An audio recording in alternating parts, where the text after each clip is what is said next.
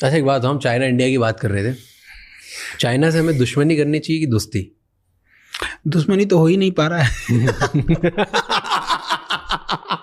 कौन दुश्मनी कर रहा है जरा बताइए तो।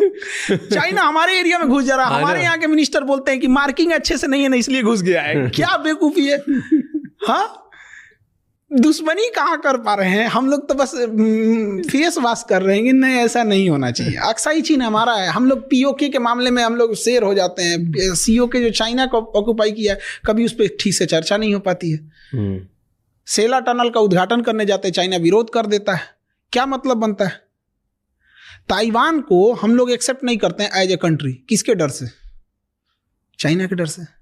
क्यों डरते हैं? ये हम थोड़े डर रहे हैं। जो बैठे हैं लोग डर रहे हैं लोग, हम तो कह रहे हैं काहे डर रहे हो भाई। बट आपको क्या लगता है क्यों डर है? कुछ तो रीजन होगा तभी। अब डिप्लोमेटिक है, वहां पे शुरू से चला आया है। ऐसा नहीं कि मोदी जी डर रहे हैं, मनमोहन सिंह भी वही कर रहे थे। तो कई बार हम लोग ये कहते हैं ना, तो लोगों को लगता है कि नहीं ये कर रहे थे, वो भी वही कर रहे थे। तिब्बत चाइना ने कब्जा कर लिया था। पंचशील समझौता लेके जवाहरलाल नेहरू घूम रहे थे, चाइना ने पीठ पे खंजर मार दिया।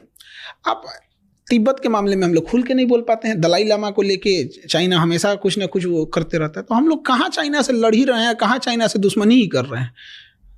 बट कर सकते हैं हम। क्यों नहीं कर सकते? उतना होना चाहिए ना। हमारी इकोनॉमी उनकी इकोनॉमी में जमीन आसमान का अंतर। तो हम लोग ना फेंकने में नीरज चोपड़ा से आगे।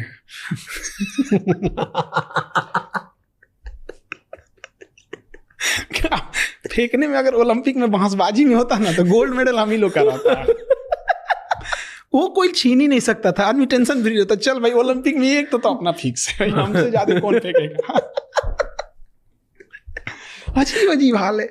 इकोनॉमी की हालत दुर्दशा है। इंडस्ट्रियलाइजेशन अब कहाँ चला गया।